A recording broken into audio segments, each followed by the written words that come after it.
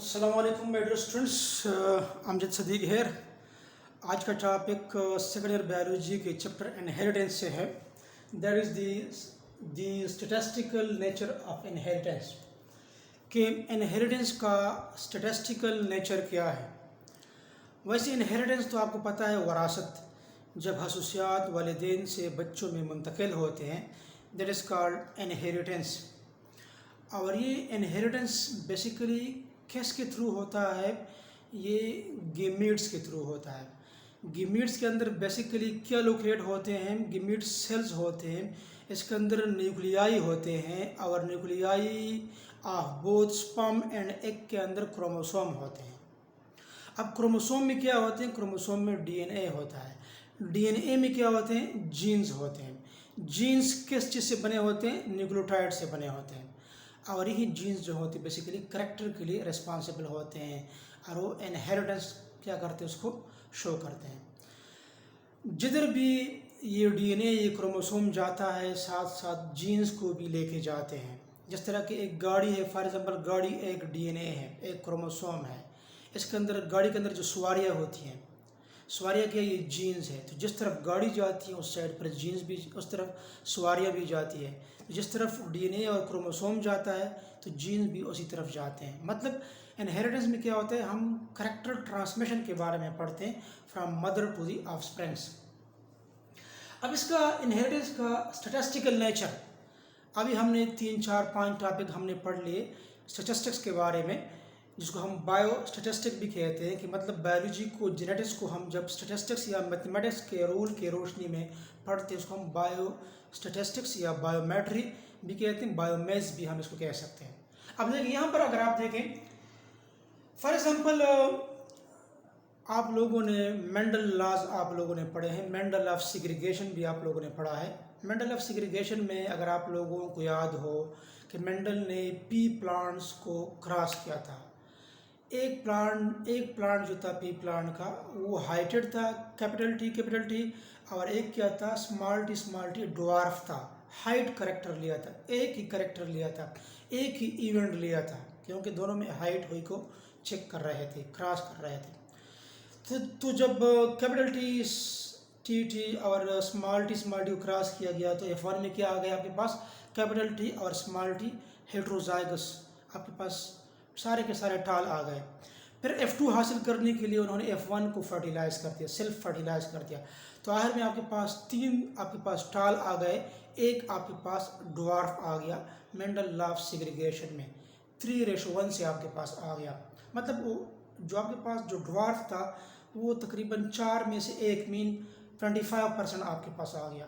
तो यहाँ पर कहते हैं कि if seeds of plants from F2 generation are planted, मतलब ये कह रहे हैं बेसिकली अगर seeds of P plants are planted from F2 generation of monohybrid cross, Mendel law of segregation की बात हो रही, मोनोहाइब्रिड, मोनो मीन सिंगल, एक ट्रेट जिसमें हम एक करेक्टर को लेते हैं।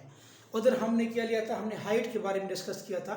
इधर कलर लिया है, किस तरह कलर लिया है आप आगे देखें।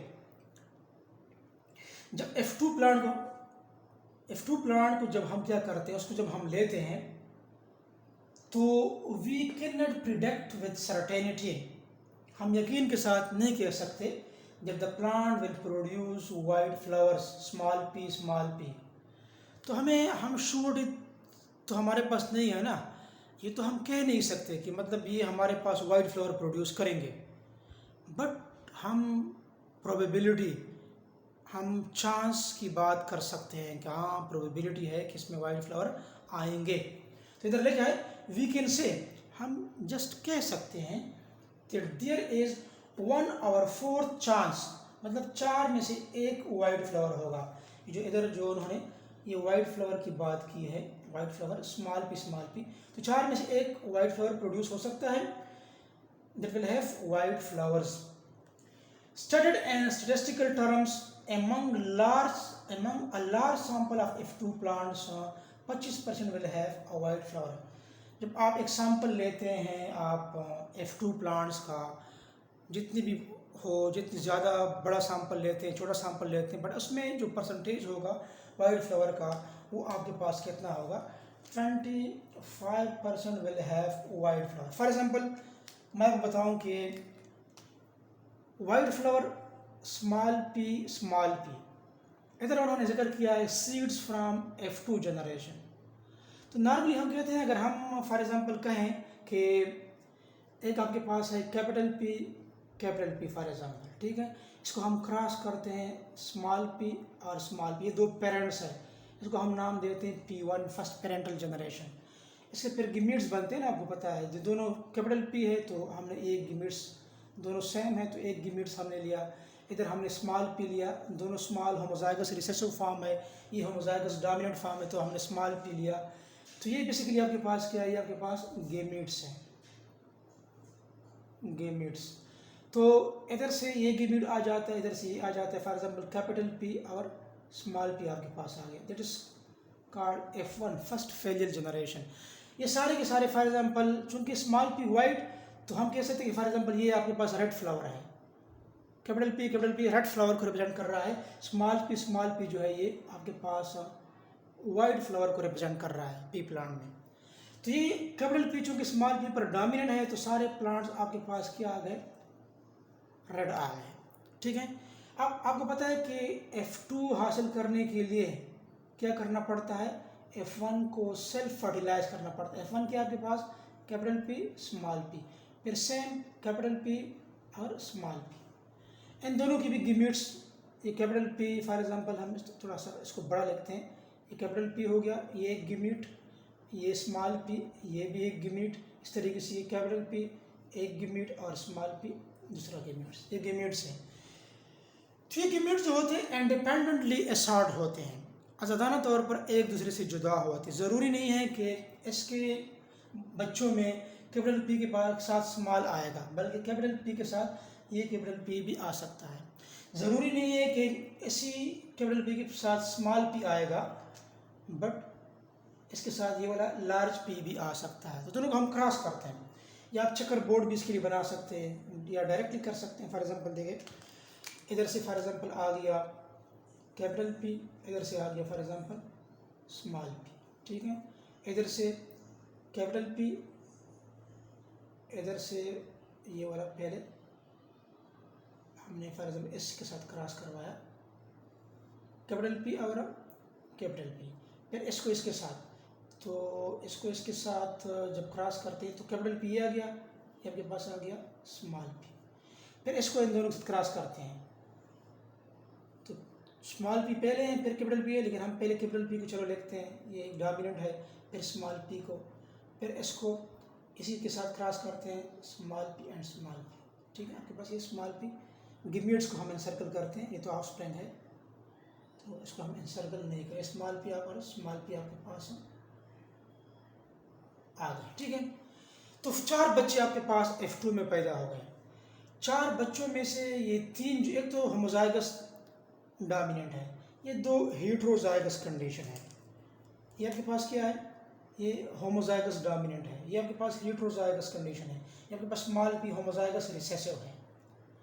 تو آپ کو پتہ ہے کہ ہوموزائگس ریسیسو فارم اسمال پی کون سا فلاور کلر تھا، وائٹ فلاور کلر.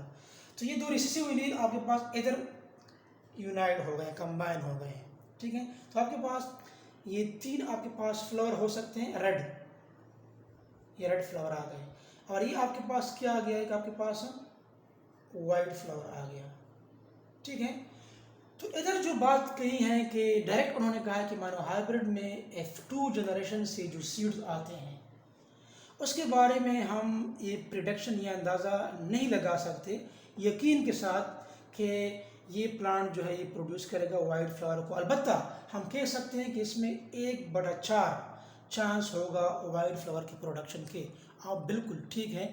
آپ کے پاس 4 بچے ہیں، 4 میں سے ایک کی آپ کے پاس یہ والا آپ کے پاس کیا ہے، یہ آپ کے پاس وائٹ فلاور ہے. ٹھیک ہے. تو یہ ریڈ آپ کے پاس ہو گئے 75% اور وائٹ آپ کے پاس ہو گیا 25%. تو ایسے کیس میں آپ کے پاس جب آپ اسٹیٹسٹیکل ریشو کے روشنی میں دیکھتے ہیں تو آپ کے پاس 25% flowers will have white flowers. ٹھیک ہے. دس از دی اسٹیٹسٹیکل نیچر. جب ہم اسٹیٹسٹک کو اپلائی کرتے ہیں بایولوجی پر، جینیٹکس پر، تو اس سے ہم مختلف قسم کے ریشوز کو ہم کیا کرتے ہیں، اس کو ہم معلوم کرتے ہیں. تو آپ کے پاس آ گیا 25%.